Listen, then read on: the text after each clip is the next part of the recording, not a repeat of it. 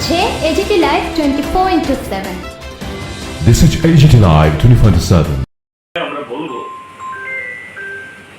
Cash বাড়িঘর তৈরি করা এবং আরো অন্যান্য কিছুর জন্য তো সাহায্য করতেই হবে। এখন যাদের ব্যবসা বাণিজ্য এমনকি চাষবাস, এখন বর্ষার সিজন, মানে ঠিক মতো যদি টাইমলি রোয়া না লাগানো যায় চাষ হবে না। তো এই ক্ষেত্রেতে তারা তাদের যদি জীবন জীবিকা পুনরায় গড়ে তুলতে পারে, আমাদের ডিমান্ড হলো যে লো ইন্টারেস্টে, একদম নো ইন্টারেস্ট বলছি না, লো ইন্টারেস্টে লং টার্ম ঋণ দিয়ে হলেও তারা যাতে দোকানপাট, ব্যবসা বাণিজ্য, জীবন জীবিকা শুরু করতে পারে, এই পরিকল্পনা করা দরকার। তারপর যে সমস্ত বাড়িঘর পোড়া হয়েছে, ভাঙা হয়েছে, এখন বৃষ্টি, এই বেশি বৃষ্টির কারণে দেওয়ালগুলো ধসে পড়ছে, এক্ষুনি যদি এগুলি ধ্বংসস্তূপ সরিয়ে যে ওয়ালগুলো অন্তত ঠিকই আছে রক্ষা করার ব্যবস্থা না করা হয়, তাইলে এটা রক্ষাই করা যাবে না। কাজেই এর জন্য অর্থ সাহায্য তো করা দরকারই, বা অন্যান্য ম্যাটেরিয়ালকে দিয়ে। পাশাপাশি ওই সমস্ত এলাকাতে, বিশেষ করে বিশকাট, তারপরে এখানে ওই 33 কেবি যে এলাকা বলে, দুর্গাপুণ্যে বলে এটাকে, হ্যাঁ 33 কেবি এলাকা, আর ওইসব জায়গাতে নিরাপত্তা ক্যাম্প, এগুলো আগের সমস্ত এলাকাতে সন্ত্রাসবাদী কার্যকলাপ যখন ছিল তখন এই এসপিইউ ক্যাম্প বসানো ছিল। এই কমপ্লেন আসার পর এসপিইউ ক্যাম্পগুলো তুলে নেওয়া হয়েছে। এসপিইউ ক্যাম্পগুলো যদি থাকতো আজকে এই ঘটনা সেরকমভাবে হতে পারতো না। কাজে শুধু এসপিইউ দিয়ে হবে না, ওই জায়গাতে সেখানে ঠিক সেরকম এডিকুয়ার্ড সিকিউরিটি অ্যারেঞ্জমেন্ট যতদিন না সারা মহকুমাতে বা ওই এলাকাতে শান্তি সম্প্রীতি সেরকম পরিবেশ ফিরে না আসে, এটা করা দরকার। ঠিক তোমরা বলবো যে পরমেশ্বর রিয়ান যুবক শিলংয়ে এই কলেজে পড়তো, তারা আরো দুই ভাই এবং আরেক বোন বাড়িতে সব বেকার। আমরা বলবো তার পরিবারে এরকম অতীতেও যখন সাম্প্রদায়িক এরকম হানাহানি বা ইয়েতে যারা হয়েছে, একটা জবের ব্যবস্থা হতো, এটা যেন ব্যবস্থা করা হয়। 6th হলো পিস ইনিশিয়েটিভ।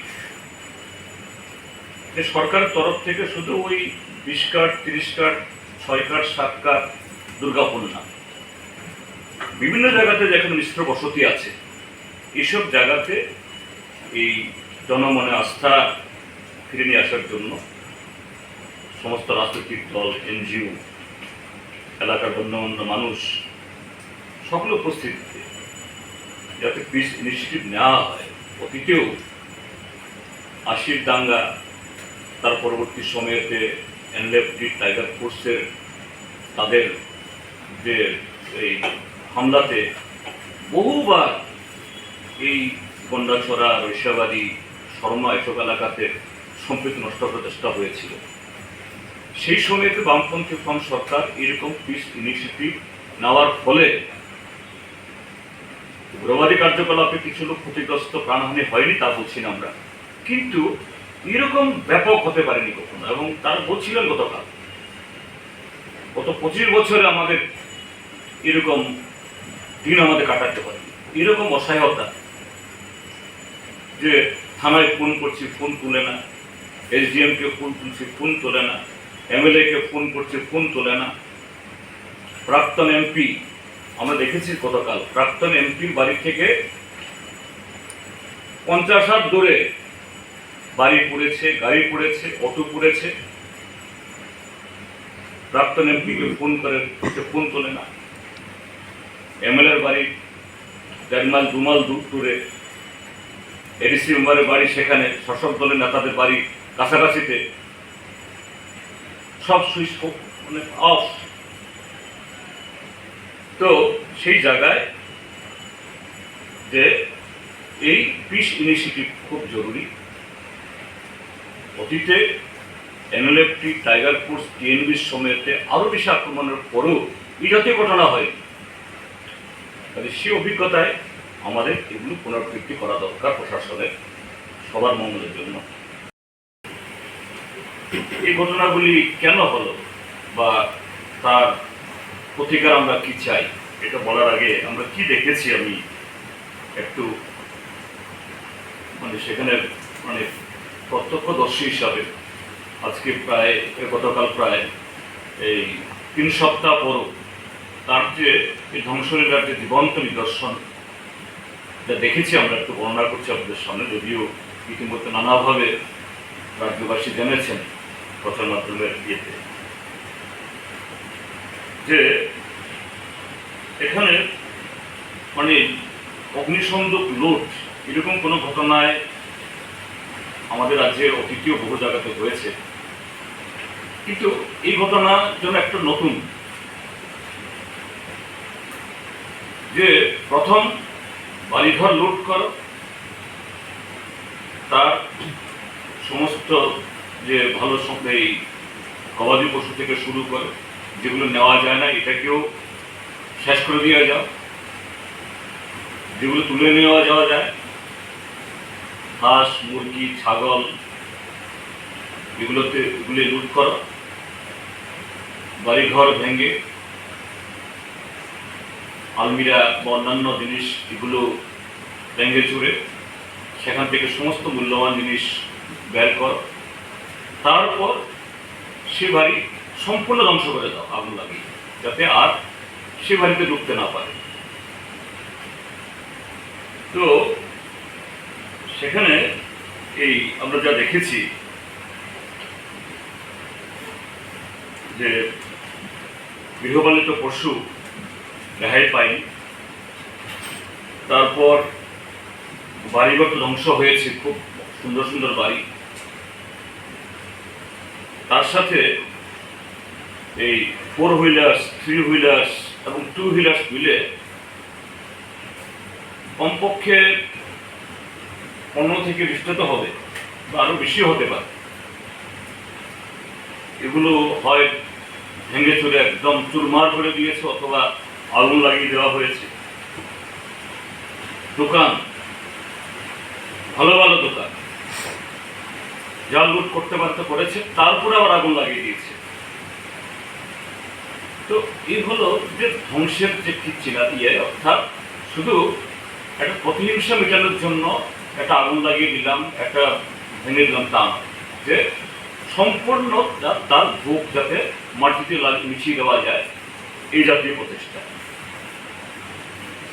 আমরা এগুলো দেখার পর আমরা গেলাম ইয়েতে, এই রিলিফ ক্যাম্পে, গন্ডা 248 স্কুলে। সেখানে যা দেখেছি এবং যা বর্ণনা শুনেছি, প্রথমত হলো যারা সেখানে এসেছেন প্রায় 150 পরিবার, তারা বলেছেন এরকম 165 পরিবার বলে কিছু পরিবার, প্রায় 400-র উপরে হবে। তারা কিছুই আনতে পারেনি, কারণ তাদের বাড়ি ঘর সব পুড়িয়ে দেওয়া হয়েছে। একটা শুধু যে কাপড় পরেছেন এগুলো নিয়ে তারা এসেছেন। এখন বৃষ্টি বাদলের দিন, শিশু আছে, বৃদ্ধ আছে, বৃদ্ধা আছেন, তাদেরকে কোথাও অস্থায়ীভাবে রাখতে গেলেও একটু কাপড় চোপড় দিতে হয়। প্রশাসনের তরফ থেকে কিছু পলিথিন আর পাতলা কিছু দেওয়া হয়েছে। তো এই অবস্থায় কি করে সেই পরিবারগুলো বাঁচে? তো স্বাভাবিকভাবে শিশুরা, বয়স্করা এরা অসুস্থ হয়ে পড়ছে। দুবেলা কোনো রকম খাবার মিলছে, এটা ঠিক, কিন্তু তাদেরকে দেখে এবং তাদের কথা শুনে যেটা মনে হয়েছে, শুধু দুবেলা খাওয়ানোটাই যথেষ্ট না। শিশু এবং বয়স্কা, রুগ্ন, এদের জন্য একটু বিশেষ খাওয়ার ব্যবস্থা করা দরকার, যতদিন না তারা সম্পূর্ণ যে তাদের জন্য নিরাপত্তা ব্যবস্থা এবং থাকার মতো উপযুক্ত এই পরিবেশ তৈরি করে তাদের ফেরত না পাঠানো যায়, এটা করা উচিত। সেগুলো সেখানে সরিজমিনে যেখানে ঘটনাগুলি হয়েছে এটা দেখার জন্য এবং যারা সরাসরিভাবে যারা এই ঘটনায় ক্ষতিগ্রস্ত হয়েছে এবং তাদের বাইরেও আরো অসংখ্য মানুষ পরোক্ষভাবে তাদের সাথে কথাবার্তা বলার জন্য আমরা গতকাল কন্যাছড়াতে আমরা গিয়েছি। তো আমাদের টিমে ছিল, আমি ছিলাম সাথে, তার সাথে আমাদের পার্টির রাজ্য সম্পাদক মন্ডলীর সদস্য নরেশ জমাতিয়া, সুদন দাস, আমাদের এই দুজন এমএলএ সুদীপ সরকার, নয়ন সরকার এবং আরেকজন রামু দাস। তার সাথে ছিলেন আরও একজন প্রবীণ আমাদের নেতৃত্ব প্রাক্তন বিধায়ক নকুল দাস, এবং সেখানে স্থানীয়ভাবে যোগদান করেছিলেন আমাদের এই রাইমাবেলির প্রাক্তন বিধায়ক ললিত ত্রিপুরা, আমাদের সেখানকার পার্টির সম্পাদক ধনঞ্জয় ত্রিপুরা, আরও অনেক। আমরা যেসব সমস্ত জায়গাগুলোতে আমরা গেছি গতকাল, প্রথমত আমরা গেছি জগবন্ধু পাড়াতে। সেই পাড়াতে যে 7ই জুলাই পরমেশ্বর রিয়াং, একজন নিরীহ যুবক যে খুন হয়েছে আনন্দ মেলাতে তাদের বাড়িতে। পরমেশ্বর রিয়াংয়ের বাবা মা দুজনেই ছিলেন এবং তাদের পরিবার অন্যরা, তাদের সাথে কথা বলেছি আমরা। সেখান থেকে গেছি আমরা যে 7 তারিখের পর, বিশেষ করে 12 এবং 13 তারিখে পরমেশ্বর রিয়াংয়ের মৃত্যুর পর তার জেরে যে সমস্ত ঘটনাগুলো হয়েছে আর সমস্ত জায়গায় বিষকাঠ, ছয়কাঠ, তারপরে এই 7 কাঠ, তারপরে সেখানে 33 কেবি নামে একটা এলাকা আছে, সেখান থেকে দুর্গাপুর থেকে শর্মা বাজার, তারপর আরেকটা জায়গা কি নাম জানি, বাকি ত্রিপুরা এই পাড়াতে বলে, এখানে দুর্গাপুর, তারপর গন্ডাপিসা হায়ার সেকেন্ডারি স্কুল, যেখানে এই যাদের ঘর হারা, বাড়ি হারা, সম্পদ হারা এই পরিবারগুলোকে যেখানে রাখা হয়েছে সেই শিবিরে, এবং সর্বশেষ যে জায়গায় এই আনন্দ মেলাতে এই ঘটনাটা থেকে সূত্রপাত, গন্ডাছড়া ডিগ্রি কলেজের পাশেই, জায়গাটার নাম বোধ হয় পুলিশঘাট, এই জায়গা, এবং সেখানে আরো কিছু বাড়ি ঘর পোড়ানো হয়েছে, এগুলো আমরা দেখেছি। এবং আমরা সেই জগবন্ধু পাড়া থেকে শুরু করে 30 কাঠ অব্দি ক্ষতিগ্রস্ত প্রায় সমস্ত পরিবারের সাথে আমরা কথা বলেছি। তার সাথে পাশাপাশি অন্যান্য লোকজন যারা গন্ডাছড়া প্রত্যক্ষদর্শী এবং নানাভাবে যারা ক্ষতিগ্রস্ত। আমরা প্রথমত সেই 7 তারিখের ঘটনা থেকে তারপর 12-13 তারিখে যারা ক্ষতিগ্রস্ত হয়েছিল তাদের সকলের প্রতি আমাদের সমবেদনা জ্ঞাপন আমরা করছি। পাশাপাশি এই ঘটনায় সুযোগ নিয়ে যে লুটপাট, হিংসা, খুন ইত্যাদি হয়েছে, আমরা তার নিন্দাও করছি। কেননা একটা দুর্ঘটনা ঘটতে পারে, এটাকে কেন্দ্র করে এই জাতীয় ঘটনা এটা মোটেই বাঞ্ছনীয় না, এটা আমাদের দাবির বাইরে। সেটা হলো, যদিও এটা আমাদের বলার কথা না, প্রশাসনকে উপলব্ধি করার কথা। কালকেও কেউ জিজ্ঞাসা করছিল আমাদেরকে, কেন মুখ্যমন্ত্রী এখনো,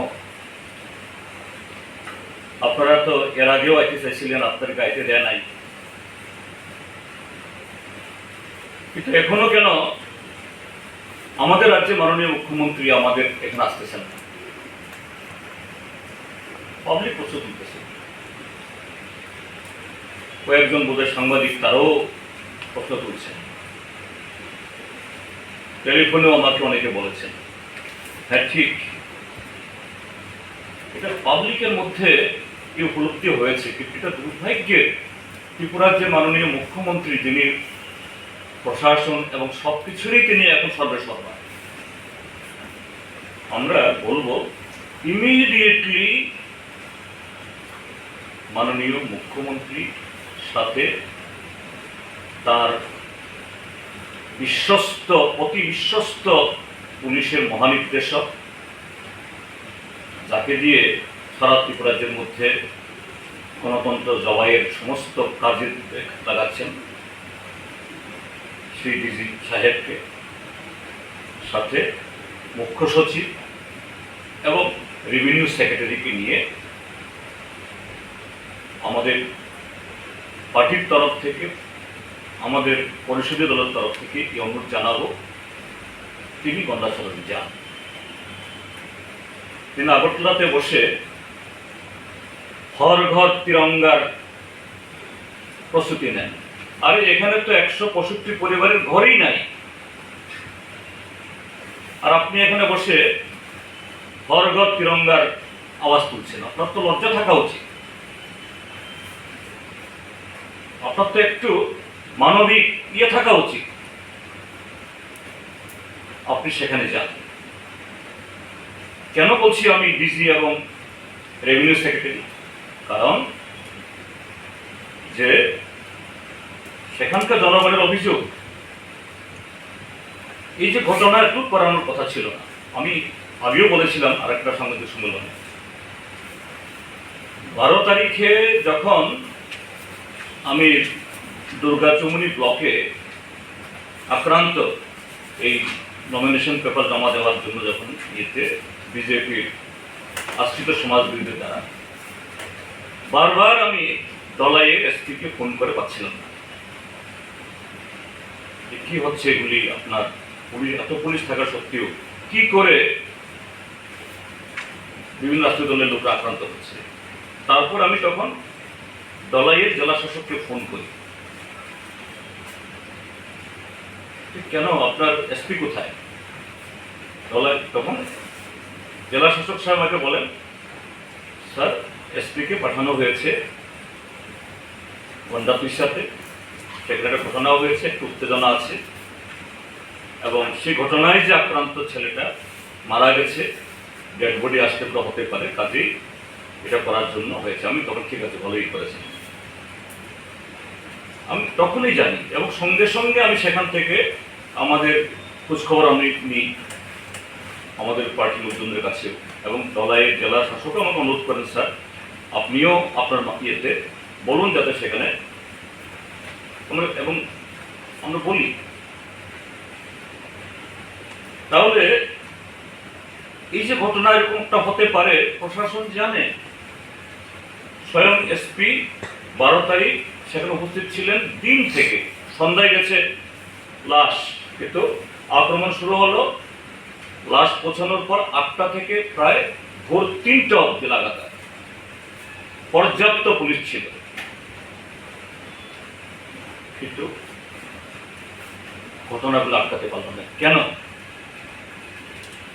কারণ শুধু অফিসার থাকলে হয় না, জওয়ান থাকলে হয় না, সাথে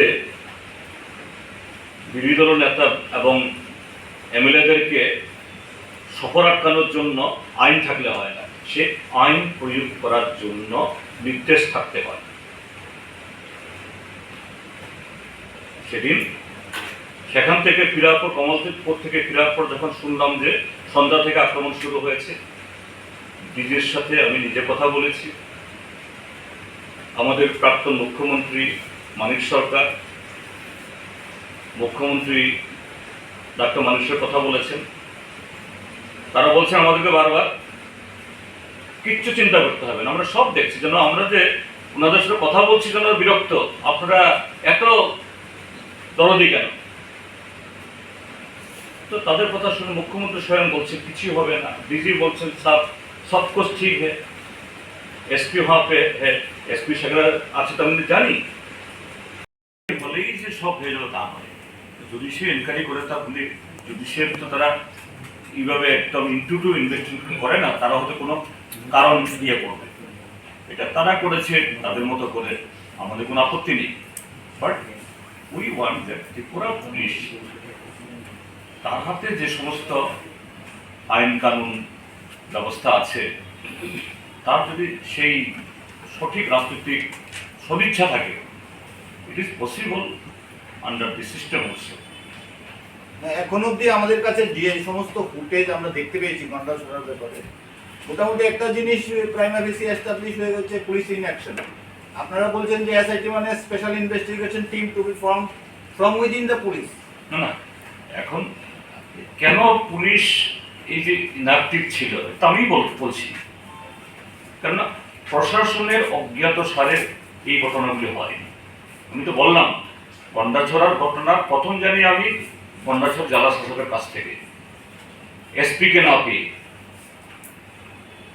এসপি ছিলেন এবং শুনলেন আপনারা, এসপি স্বয়ং ছিলেন এবং পুলিশও পর্যাপ্ত ছিল, কিন্তু অ্যাকশন নেই। তখনই আমরা যখন চিফ মিনিস্টার এবং ডিজিকে ফোন করলাম, ডিজি বলছেন আপনাদের এত উদ্বিগ্ন হওয়ার কোনো কারণ নেই। তার মানেটা কি তাহলে? সব ছিল, কিন্তু হুকুমের অভাব, ইচ্ছার অভাব। Impartial investigation of all incidents. 7 তারিখের সেই পরমেশ্বর ইয়াংয়ের উপরে আক্রমণ, হামলায় তার মৃত্যু থেকে শুরু করে এই যে লুটপাট, অগ্নিসংযোগ, সব কিছুর ইম্পার্শিয়াল এরকম ইনভেস্টিগেশন করার মধ্যে দিয়ে কালপ্রিটটা যাতে তারা আইনানুগভাবে শাস্তি পান। কারণ এইভাবে যদি কালপ্রিটটা পার পেয়ে যায়, এটা সমাজে একটা ক্ষতচিহ্ন থাকবে। আগামী দিনেও আবার সুযোগ মাথা পেতে সুবিধা পেলে আবার মাথা তোলা দাঁড়াবে বিষাক্ত এই সাপের মতো। কাজে এটা আমাদের চিহ্নিত করা দরকার। এই ক্ষেত্রেতে কোনো ধর্ম, জাত, রং এটা যেন দেখা না হয়। এখন কেন ঘটনা হল? আমাদের সফরের এই অভিজ্ঞতাটা বললাম, যা দেখেছি আমরা। কেন এই ঘটনাটা ঘটল? আমাদের এই ইমপ্রেশনটা আমরা আগেও বলেছি, নতুন না। 7 তারিখের ঘটনা কোনো পূর্ব পরিকল্পিত খুন না। That was an accident. কিন্তু এই অ্যাক্সিডেন্টটা এমনিতে হয়নি। এটা কোনো পক্ষ চক্রান্ত করে সেই কাণ্ড ঘটিয়েছে তা নয়। কিন্তু কেন হলো?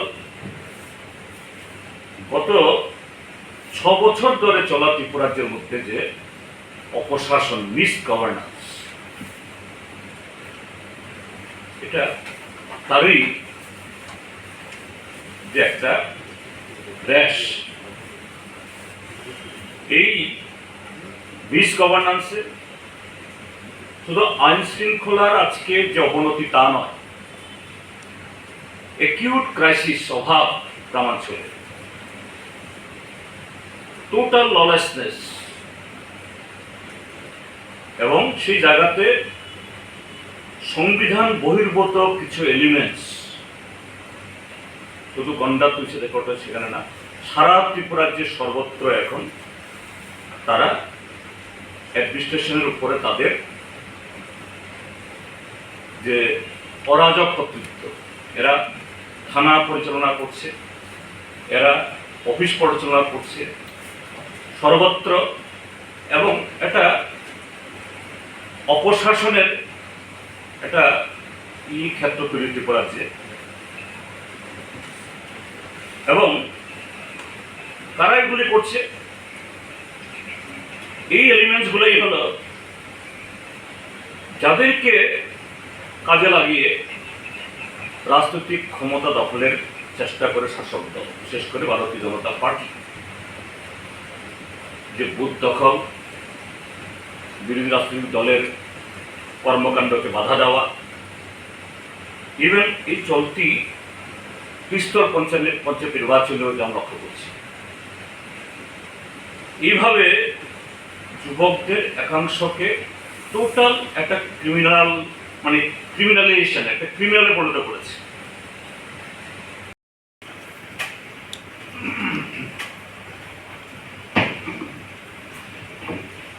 অবশ্য রিয়াং ছুটে এসে তাকে রক্ষা করে, যাকে রক্ষা করেছে আমরা যতটুকু জানি। অভাব, সদিচ্ছার অভাব এবং সঠিক নির্দেশের অভাব। এই জন্যই বলছি মাননীয় মুখ্যমন্ত্রী, ডিজি সাহেব, চিফ সেক্রেটারি এবং রেভিনিউ সেক্রেটারি সেখানে যান। যা ঘটনা হওয়ার তো হয়ে গেছে, কিন্তু ফার্দার যাতে কিছু না হয়। একদিকে হলো নিরাপত্তা ব্যবস্থা পুনঃস্থাপন করা, আগামী দিন যাতে কিছু না হয়। দ্বিতীয় হলো রেভিনিউ, অর্থাৎ এই যে পুনর্বাসনের জন্য শুধু এখান থেকে কিছু নির্দেশিকা পাঠিয়ে দেওয়া হলো ডিএমকে, এসডিএমকে, তহসিলদারকে হবে না। চিফ মিনিস্টার নিজের চোখে এই ডেভাস্টেশন যে কি দেখে আসুন। আরেকটা বিনম্র আবেদন হলো, আজকে একটা পত্রিকা লিখেছে বাংলাদেশের নেতারা গন্ডা ছড়াতে গিয়ে দাঙ্গা উস্কানি দিচ্ছে। আমি অত্যন্ত বিনয়ের সাথে এই পত্রিকার মালিক, সাংবাদিক, এডিটরকে বলব যে কমিউনিস্ট পার্টি কখনোই এই ত্রিপুরাজ্যে এই জাতীয় ঘটনায় সবচেয়ে বেশি যদি কেউ ত্যাগ স্বীকার করে কমিউনিস্টরা। কমিউনিস্টরা নিজেদের জীবন বাজি রেখে শান্তির জন্য, সম্প্রীতির জন্য লড়াই করে, আজকেও করে, আগামী দিনও করবে। এবং এই ঘটনা আমরা যে গেছি একটা লোক বলতে পারবে না। এখন সেই পত্রিকা যদি মনে করে তাদের পছন্দের রাজনৈতিক দলের নেতারা গিয়ে সেখানে জনরোষে পড়েছেন, এরপরে কেউ সেখানে যেতে সাহস করছে না,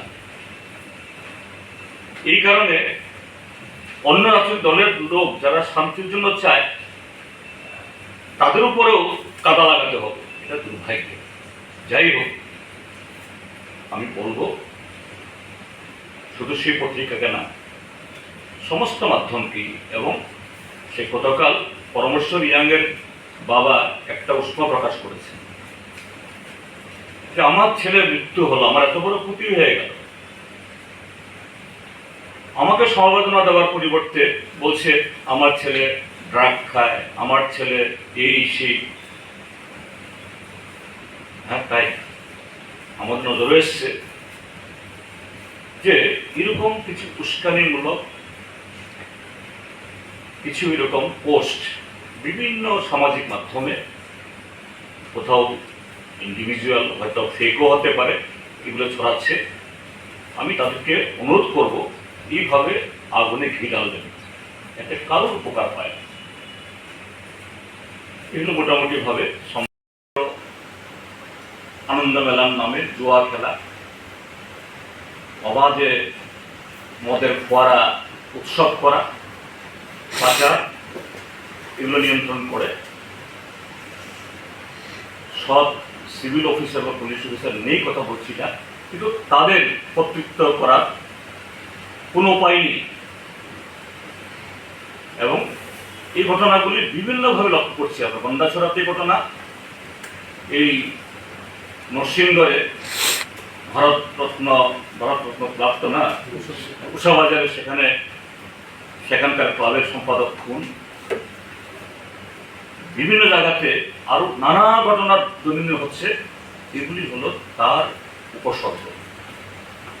এবং ত্রিপুরাজ্যে এই যে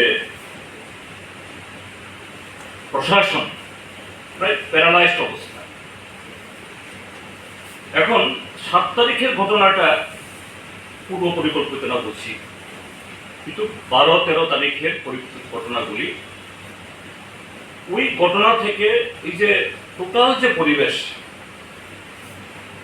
তার র্যাশ হিসাবে এই কটা দিনে প্রশাসনের এই যে প্যারালাইজেশন, এর থেকে এই সমস্ত শক্তিগুলো যারা নানাভাবে মানে দিন ক্রাইম করছে,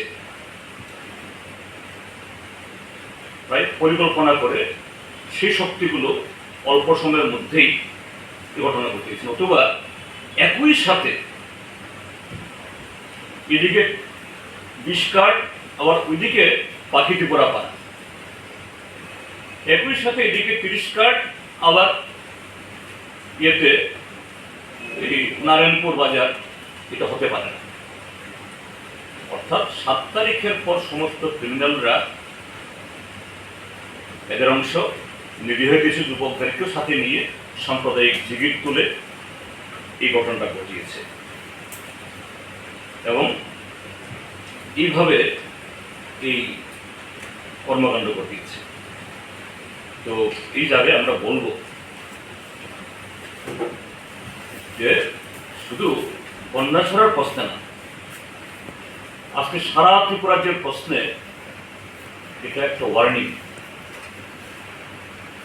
সরকার, প্রশাসন সতর্ক হন, সাবধান হন এবং জনগণের কাছে আপিল করব যাতে এইভাবে আর কোনো জায়গাতে কোনো প্রাণ না হানি হয়, কোনো জায়গাতে এরকম বিভীষিকাময় পরিস্থিতি না হয়। একসাথে 4 শতাধিক লোক আছে। এখন পানীয় জল যে বাহিত রোগের প্রাদুর্ভাব হয় স্বাভাবিকভাবেই, এরকম কোথাও একসাথে বেশি দিন থাকলে একটা ফিল্টার নেই। ত্রিপুরা সরকার যারা সুশাসনের কথা বলছে, একটা ফিল্টারের ব্যবস্থা করতে পারেনি। তারপর স্কুলের অতিরিক্ত যে স্কুলে টয়লেট আছে ঠিক আছে, কিন্তু এতগুলি লোকের জন্য তো যথেষ্ট না। যেমন জল দরকার, তার সাথে এক্সট্রা স্যানিটেশন ব্যবস্থা করা দরকার, এটা করা হয়নি। তারপর এই মশারি দরকার, একটা মশারি দেওয়া হয়নি। কিছু এনজিও বোধহয় কিছু মশারি দিয়েছেন, দেওয়া হয়নি, বলছে মশার কামড়ে ম্যালেরিয়া হওয়ার উপক্রম। তারপর এরকম কোথাও ক্যাম্প হলে পরে, যদিও হাসপাতালটা খুব বেশি দূরে না, তারপরও প্রাথমিকভাবে প্রত্যেক দিনেই তো এই পেটে রোগ হচ্ছে, অন্যান্য হচ্ছে, একটা মেডিকেল ক্যাম্প থাকা দরকার। এবং তারা অভিযোগ করছে, একজন মহিলা দেখছি আমরা একদম জ্বরে কাঁপছে, বলছে সকাল থেকে বলা হয়েছে তাকে ওষুধ দেওয়ার জন্য বা ব্যবস্থা করার জন্য প্রশাসনের যারা কর্তা ব্যক্তিরা আছেন বা দায়িত্বপ্রাপ্তরা আছেন, কেউ কর্ণপাত তারা সেখানে করেন। তো এই হলো একটা কি বলে খুবই প্যাথেটিক একটা চিত্র এই ক্যাম্পটা।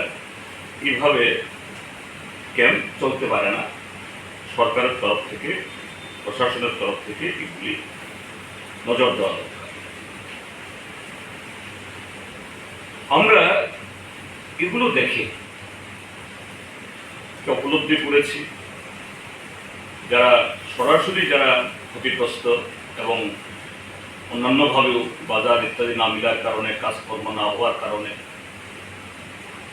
প্রায় গোটা গন্ডাছড়া মহকুমার জনসাধারণই এই ক্ষেত্রে কোনো না কোনোভাবে এফেক্টেড। অবশ্যই এই 165 পরিবার সবচেয়ে বেশি এফেক্টেড।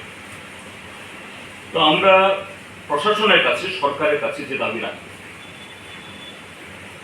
যে সাজেশন আমরা রাখব প্রাথমিকভাবে, যে এই পরিবারগুলো যতদিন না তাদের বাড়ি ঘরে ফিরতে পারছে না, এই যে ক্যাম্পের অবস্থা বললাম, সেই ক্যাম্পে শুধু ক্যাম্পে কোনো রকমে একটা মাথা গোজানো ঠাই করে দেওয়া না, তাদের প্রপারলি খাওয়া, পড়া, স্বাস্থ্য এবং সমস্ত কিছু মেনটেন করার জন্য, এমনকি যে সমস্ত শিশুরা যাদের স্কুল আছে, বালবাড়ি আছে, তারাও যাতে টেম্পোরারিলি সে সুযোগগুলি পান। যতদিন সে ব্যবস্থা না হয়, তাদের এই স্কুলে হোক বা অন্য কোনো একটা ভালো জায়গাতে তাদের এটা করতে হবে। 2, আমরা কথা বলেছি প্রত্যেকটা পরিবারের সাথে যে আপনাদের যে এত ক্ষতি হল, বিশাল ক্ষতি হল, এগুলো সরকারের তরফ থেকে সাধারণত রেভিনিউ ডিপার্টমেন্ট লোক তারা গিয়ে অ্যাসেসমেন্ট করেছে কিনা। দেখা গেল তাদের আলোচনা অনুযায়ী ঠিক প্রপারলি সেরকমভাবে নথিভুক্ত করেন। কেন এটা করা দরকার? কদিন আগে দেখেছি সরকার যে এই 95,000 টাকা না কত টাকা করে জানি মাথা পিছু এরকম কিছু স্যাংশন করেছে, কিন্তু তাদের বাড়ি ঘর সম্পত্তি দোকানপাট এবং অন্যান্য যে এই জীবিকার যে উৎসগুলো যেরকমভাবে ধ্বংস হয়েছে, 95,000 টাকা তো নস্যি। কিভাবে তারা পুনরায় তাদের এই জীবন জীবিকা এটাকে আরো সুন্দরভাবে গড়ে তুলবেন? কাজেই ইনটু 2 তাদের কি পরিমাণ ক্ষতি হয়েছে এগুলো রেকর্ড করা দরকার। 16 আনা যদি নাও হয়, কিন্তু কিভাবে তার ম্যাক্সিমাম তাদের সেই কম্পেনসেশন দেওয়া যায়, সরকারকে সেই ব্যবস্থা অবশ্যই করা দরকার, সেরকমভাবে প্ল্যানিং করা দরকার। ক্ষয়িষ্ণু এই জায়গাটাতে কিভাবে কাজ করছে যুব সম্প্রদায়, বিশেষ করে মহিলারা? এটা আমি ক্ষয়িষ্ণুর কথা বলবো না, ক্রমশ ক্ষয়িষ্ণু বলে না, আমি এটা আই ডোন্ট এগ্রি। ত্রিপুরা যে একটা অস্বাভাবিক পরিস্থিতি তৈরি হয়েছে, এটা শুধু আমরা কেন, ত্রিপুরার যে অন্যান্য রাজনৈতিক দল এই পরিবেশে কাজ করতে অভ্যস্ত না। যে না, যার বাড়ি পোড়া যাচ্ছে, যার বাড়ি দিন দুপুরে আক্রান্ত হচ্ছে, যার পার্টি অফিস লুট হচ্ছে, তারাই আবার আসামি হচ্ছে, পুলিশ তাদের বিরুদ্ধে অ্যাকশন নিচ্ছে, আর যারা আক্রমণকারী এরা বহাল তবিয়তে। কাজেই এরকম একটা পাগলা কুকুরও যদি একটা ফুটবল মাঠে হাজার হাজার দর্শকে ঢুকে যায়, ছুটোছুটি শুরু হয়ে যায়, তার মানে এই পাগলা কুকুর সেই স্টেডিয়ামের হাজার হাজার লোকের চেয়ে একটা পাগলা কুকুরের শক্তিশালী নিশ্চয়ই না। ইট ওয়াজ the for the time being. কাজে টাইম বিং এরকম একটা ফেসিস্টিক একটা পরিবেশ তৈরি করেছে, এটা এখন মানুষ তার মোকাবেলা করছে। যেমন এবারের ত্রিস্তর পঞ্চায়েত নির্বাচনের কি বিপ্লব দেব 96% আসন দখল করেছিল বিনা ইয়েতে। ডাক্তার মানিক সাহা বলছিল বিপ্লব যদি 96 করে আমারটা 100 করতে হবে, এবং এটা গোপনে নয়, প্রকাশ্যে ঘোষণা দিয়েছে 100% আসন জিততে হবে। তার অনুসরণ করেছে মন্ত্রী সুশান্ত চৌধুরী, মন্ত্রী সুধাংশু দাস, অন্যরাও। কিন্তু জীবন বাজি রেখে হলো, জীবন দিয়ে হলেও বিরোধীরা, তার মধ্যে সিপিআইএমই বেশি, আমরা অন্তত 40% আসনে আমরা প্রার্থী দিয়েছি, যদিও সবটা রাখা যায়নি, 30% ময়দানে আছে। তাহলে এটা কি? এটা কি বিজেপির জয়? বিজেপির জয় না, নৈতিক পরাজয়। আর গণতান্ত্রিক শক্তি বামপন্থীদের নেতৃত্বে মাথা তুলে দাঁড়াচ্ছে। এই পরিবেশকে আমরা মোকাবেলা করব অবশ্যই।